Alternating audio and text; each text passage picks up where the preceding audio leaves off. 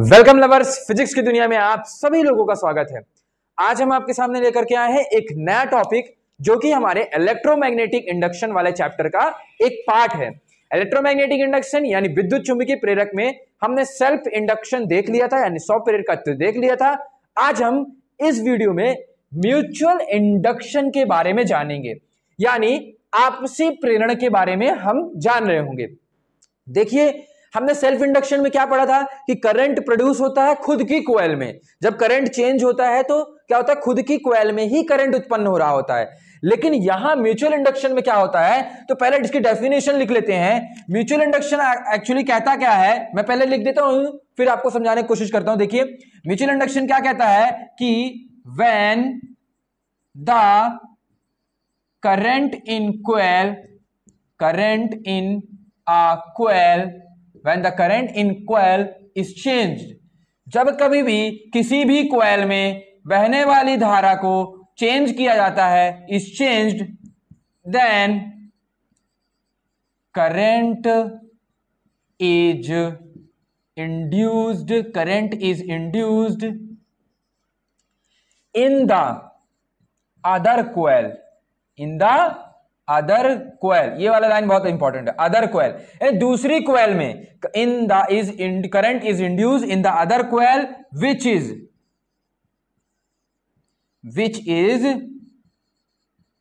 Connected vicinity with first coil. This phenomenon लिखते हैं आप, this phenomenon is called MI। देखो, एक्चुअली कह क्या रहा हूं मैं ये कह रहा हूं कि जब कभी भी किसी भी कोयल में, आपके पास ऐसी कोयल होती है गोलाकार में, कोयल जो हो गई, कोयल आप बोल सकते हो रेक्टेंगुलर शेप हो सकता है, सर्कुलर शेप हो सकता है, कोयल का शेप हो सकता है, अपना अलग अलग शेप होगा। तो जब कभी भी किसी भी कोयल में करंट को अगर हम चेंज करते हैं तो क्या होता है, उसकी वजह से जो अनदर कोयल होगी उसके साथ जो विसिनिटी, यानी अपन बोल सकते हैं कोइंसाइडिंग कोयल, अपन जिनको बोल सकते हैं कि कॉन्सेंट्रिक, जिनका सेंटर सेम है, अगर सर्कुलर है तो उनका सेंटर सेम होना चाहिए, तो उसके जो पास वाली कोयल होती है उसमें अपने आप करंट क्या होता है, इंड्यूस हो जाता है। करंट क्या होता है, इंड्यूस हो जाता है। इसी फिनोमिना को हम म्यूचुअल इंडक्शन बोलते हैं। क्या बोलते हैं दोस्तों, म्यूचुअल इंडक्शन बोलते हैं। आपने पढ़ा होगा, अभी जब मैं पढ़ाया था पिछले लेक्चर में, flux is equal to LI पढ़ा था और L को बोला था ये स्व प्रेरकत्व यानी सेल्फ इंडक्शन होता है। Self inductor. तो अगर हम यहां बताएं तो यहां हमारे पास फ्लक्स बराबर MI के बराबर होता है। M जो होता है हमारे पास क्या होता है, म्यूचुअल इंडक्शन यानी आपसी प्रेरण को दर्शा रहा होता है। तो यहां अपन flux is equal to MI से डिनोट करते हैं। किससे डिनोट करते हैं दोस्तों, flux is equal to MI से डिनोट करते हैं। तो डेफिनेशन आपको समझ में आ गई। जब कभी भी करंट चेंज होगा तो करंट के चेंज होने की वजह से उसके पास में जो कोयल होगी उसमें भी करंट इंड्यूस हो जाएगा, और उसके इंड्यूस होने की करंट को ही हम बोलते हैं म्यूचुअल इंडक्शन, यानी आपसी प्रेरण, आपस में करंट इंड्यूस हो गया। और खुद में ही कब करंट इंड्यूस होता है, वो तो सेल्फ इंडक्शन का पार्ट था। अब चलिए हम इसका एक एप्लीकेशंस को समझाते हुए आपको एक क्वेश्चन डिराइव करवाते हैं जो आपके बोर्ड एग्जाम में आता है। ठीक है ना, बोर्ड एग्जाम में आता है और जेई वगैरह में इसका कंसेप्ट काम आता है। ठीक है ना, जेई मींस या नीट वगैरह जो होते हैं हमारे, उनमें इसका कंसेप्ट हमारे पास काम आ रहा होता है। तो देखो, हमारे पास एक्चुअली होगा क्या, हमारे पास दो सर्कुलर कॉइल होंगी। कितनी, चले फॉर एग्जांपल अपन एग्जांपल के बेसिस पे समझने की कोशिश करते हैं। ये प्रूफ करने के लिए हमारे पास आ सकता है, तो प्रूफ करना है मतलब एक तरह से M की वैल्यू फाइंड आउट करनी है। Find out the M, not proof करना है अपने को। M की वैल्यू फाइंड आउट करनी है। M की वैल्यू कब फाइंड आउट करनी है, जब हमारे पास दो सर्कुलर कॉइल दी हुई हैं और दोनों सर्कुलर कॉइल जानते हो ना, गोलाकार में जो हमारे पास कॉइल्स होती हैं उनको बोलते हैं। अब दोनों सर्कुलर कॉइल जो है, अगर म्यूचुअल इंडक्शन निकालना है तो उन्हें कॉन्सेंट्रिक होना पड़ेगा। कॉन्सेंट्रिक मतलब जानते हो आप क्या होता है, कॉन्सेंट्रिक मतलब होता है कि उनका सेंटर जो होगा वो सेम होगा। क्या होगा, सेंटर सेम होगा। तो चलो देखो, सबसे पहले आप डायग्राम बनाओ कि एक कॉइल ये हो गई हमारे पास, एक कॉइल ये वाली हो गई, दो कॉइल हो गई, दोनों का सेंटर जो है वो क्या दिया हुआ है बच्चों, सेम दिया हुआ है। अब ये जो रेडियस है, इसकी रेडियस को R1 बोल दो और इसकी रेडियस को आप R2 बोल दो, ठीक है ना। ये डायग्राम हो गया हमारे पास। अब देखो इस बात को देखो ध्यान से कि जो हमारे पास सर्कुलर कॉइल होती है, एक कॉइल के अंदर हम बोले थे ना आपको कि एक, जैसे मान लो आपके पास कंगन है, तो नहीं कंगन छोड़ो, वो जैसे हाँ कंगन है आपके पास, तो कंगन में एक चूड़ी, फिर दूसरी चूड़ी, फिर तीसरी चूड़ी, तीनों अटैच्ड होती हैं। तो उसमें जो n नंबर ऑफ वो हमारे पास टर्न्स हैं उसकी 3 वैल्यू हो गई। सिमिलरली इसमें हमें बताया गया है कि इसमें जो नंबर ऑफ टर्न्स है, इस वाली में नंबर ऑफ टर्न्स जो है वो n1 है, और इस वाली में जो नंबर ऑफ टर्न्स है, इस वाली में जो नंबर ऑफ टर्न्स है वो है n2 है। तो हमने n1 और n2 बता दिया है, नंबर ऑफ टर्न्स बता दिया है। तो अब पहले क्या करो, आप जो डायग्राम में माने हो ना, आप वो सब चीजें लिख दो। तो कंसीडर यहां लिखते हैं अपन, कंसीडर लिखने की कोशिश करते हैं। चलिए, माना कि कंसीडर कीजिए, consider 2 circular coil of radius R1 and R2, है ना। R1 एंड R2 यहां लिख दीजिएगा आपकी। अब R1 जो है, एक चीज और आपको एज्यूम करके चलना है यहां पे कि जो R1 है वो बहुत ज्यादा छोटा है R2 से। R1 is very less than R2, है ना।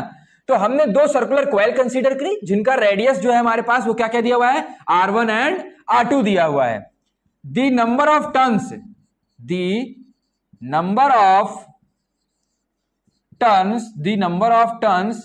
इन क्वेल, नंबर ऑफ टर्न्स जो दिए हुए हैं ना क्वेल 1 में कितने हैं, Rn1 मान लीजिए। हमने जैसा कि माना ना, इसमें क्वेल 1 में n1 माना है, एंड इन क्वेल 2 Rn2, ये हमने माना। क्वेल 1 में हमारे पास जो नंबर ऑफ टर्न्स है वो n1 है, और क्वेल 2 में जो पहला वाला क्वेल है उसमें n1 मान लेते हैं, परतें हो गई हैं, टर्न्स है। और क्वेल 2 में हमने माना है, इस वाले में हमने मान लिया है n2। इस वाले में हमने n1 माना है, इस वाले में हमने क्या माना है, n2 माना है। अच्छा, कंफ्यूजन मत कर दे क्रिएट करना, इस वाले का रेडियस R2 है, इस वाले का रेडियस R1 है, इस वाले का रेडियस, अच्छा एक काम करो ना, इस वाले का रेडियस R2 है ना, तो इस वाले के नंबर ऑफ टर्न्स भी n2 मान लो, और इसके नंबर ऑफ टर्न्स n1 मान लो, तो कि R1 और R1 n1 R2 n2। तो number of turns in coil 1 मान लेते हैं अपन। कितना माना हमने पहली वाली को, पहले वाले में हमने कितने नंबर ऑफ टर्न्स हमारे पास हो गए, n1। ये हमारा छोटा वाला सर्कल है, वो हमारा पहला वाला कॉइल है। तो पहले वाले में n1 और दूसरे वाले में n2, ये हमने माना है। अब आगे बढ़ते हैं, ये चीजें हो गई।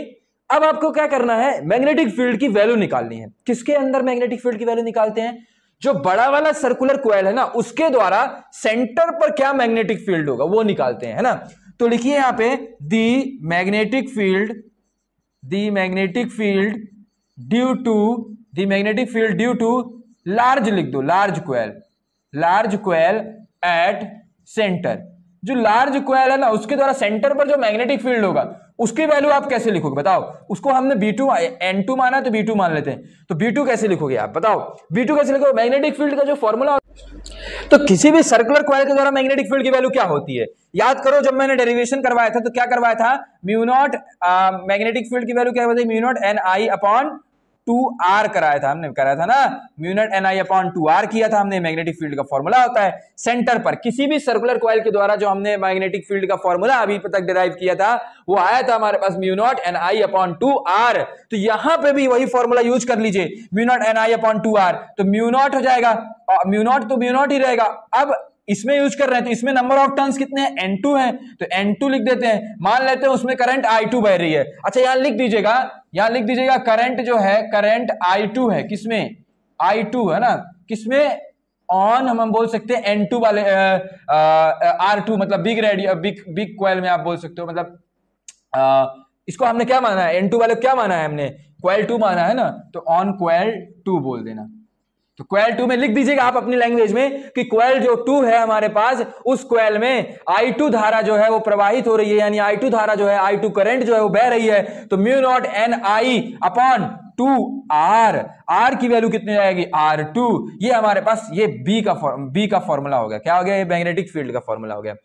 अब तो तुम लोगों ने अब मैग्नेटिक फील्ड तो निकाल लिया, मैग्नेटिक फील्ड काहे का मैग्नेटिक फील्ड निकाल लिया हमने, जो बाहर वाली सर्कुलर कॉइल है उसके कारण सेंटर पर जो मैग्नेटिक फील्ड आ रहा था वो निकाल लिया। अब चलो आपको एक चीज समझाता हूं, जो बाहर वाला सर्कल है बहुत बड़ा है, बाहर वाला सर्कल कैसा है, बहुत बड़ा है, और उसके सामने छोटा वाला सर्कल जो है बहुत छोटा है। ये हमने पहले ही बताया था कि आपको R2 बहुत बड़ा है, R1 बहुत छोटा है। तो जो R2 के सेंटर पर जो मैग्नेटिक फील्ड आई है, क्या वही R1 की भी मैग्नेटिक फील्ड होगी? सोच के बताओ। आप ये सोचो कि जैसे आप आसमान में देखते हो, जो आपको स्टार्स दिखाई देते हैं बहुत छोटे, आपको दिखाई देते पॉइंट की तरह दिखाई देते हैं, लेकिन होते पॉइंट की तरह नहीं है, दूर होने की वजह से दिखाई देते हैं। सिमिलरली यदि आप इस सर्कल को दूर से देखोगे, ये डायग्राम हम बोर्ड में बता नहीं सकते हैं उस तरह, लेकिन जब आप दूर से देखोगे तो ये बहुत बड़ा हो गया एक तो, और एक बहुत छोटा हो गया, तो ये आपको ये पॉइंट की तरह दिखाई देगा। यानी इसका जो मैग्नेटिक फील्ड, बाहर वाले का जो मैग्नेटिक फील्ड होगा वही अंदर वाले का मैग्नेटिक फील्ड हो जाएगा। और हमारे पास म्यूचुअल इंडक्शन में क्या होता है कि बाहर वाले में यदि करंट चेंज होता है तो अंदर वाले में एक करंट इंड्यूस होता है, यही तो म्यूचुअल इंडक्शन कहता है। तो चलिए अब अंदर वाले का हम फ्लक्स निकाल लेते हैं, क्योंकि हमारे पास जो फ्लक्स इज इक्वल टू क्या होता है, MI के बराबर होता है म्यूचुअल इंडक्शन में।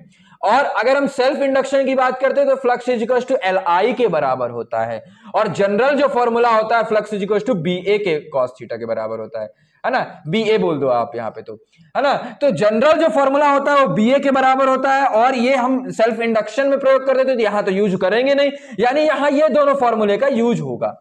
तो आप एक काम करो कि इस पर, यानी सर्कुलर कॉइल, जो हमारे पास जो स्मॉल सर्कुलर कॉइल है उस पर मैग्नेटिक फ्लक्स निकालो। तो यहां लिख देते हैं द मैग्नेटिक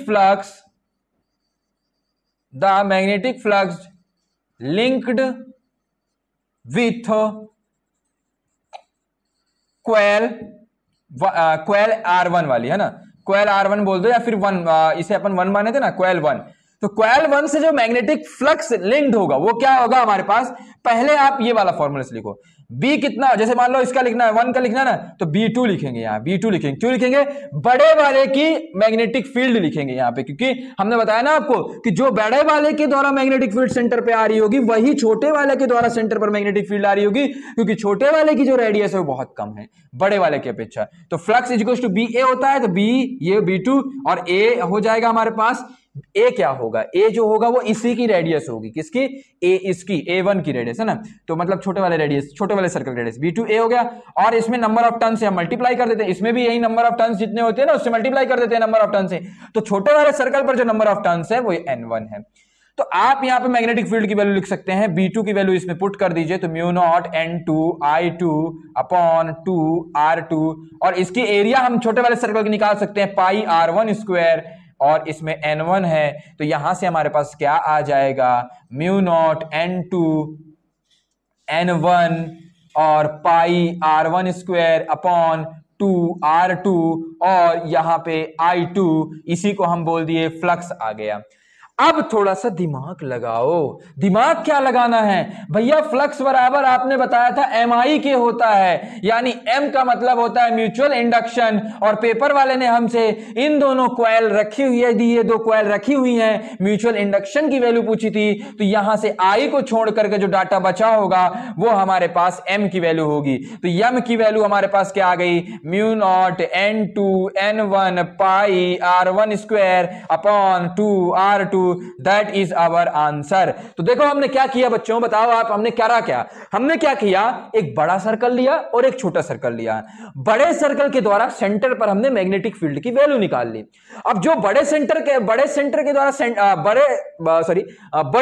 द्वारा सेंटर पर जो मैग्नेटिक फील्ड आएगा वही छोटे वाले सर्कल के द्वारा हो जाएगा मैग्नेटिक फील्ड। अब हम म्यूचुअल इंडक्शन निकालना चाहते हैं, यानी flux is equal to MI निकालना चाहते हैं, तो इसको निकालने के लिए पहले हमें इस फॉर्मूले से गुजरना पड़ेगा। तो पहले flux is equal to BA निकाल लिए, तो देखो BA, अब इसका मैग्नेटिक फील्ड जो 1 वाले का जो मैग्नेटिक फील्ड है वो B2 के बराबर होगा, और एरिया इसी का एरिया होगा, नंबर ऑफ टर्न्स इसी के नंबर ऑफ टर्न्स हो गए, और I को छोड़ करके जो बचा हुआ टर्म्स होता है वो M कहलाता है। तो I को छोड़ करके बचा हुआ टर्म्स जो हो गया हमारे पास वो क्या हो जाएगा, M हो जाएगा। यही था हमारा म्यूचुअल इंडक्शन का कंसेप्ट, जिसमें हमने ये सीखा कि किसी भी सर्कुलर कॉइल, अगर हमारे पास दो कोइंसाइडिंग सर्कुलर कॉइल रखी होती हैं तो उनमें म्यूचुअल इंडक्शन कैसे निकालते हैं, उसका फॉर्मूला वगैरह हमने ड्राइव करने की कोशिश की। ये सब आपको याद रखना है। सिंपल सा लॉजिक है कि बाहर वाले के द्वारा जो सेंटर पर मैग्नेटिक फील्ड होता है वही अंदर वाले के द्वारा मैग्नेटिक फील्ड होता है। और मैग्नेटिक फील्ड पर चल जाएगा तो आप फ्लक्स निकाल सकते हो। दो फ्लक्स के फॉर्मूले होते हैं, म्यूचुअल इंडक्शन में ये दोनों का प्रयोग करते हैं, सेल्फ इंडक्शन में इन दोनों का प्रयोग करते हैं। बाकी हम सवाल आगे कर सकते हैं। लेट्स विजय फ्रेंड्स, मिलते हैं अगले वीडियो में आपको। तब तक के लिए best of luck. Thank you.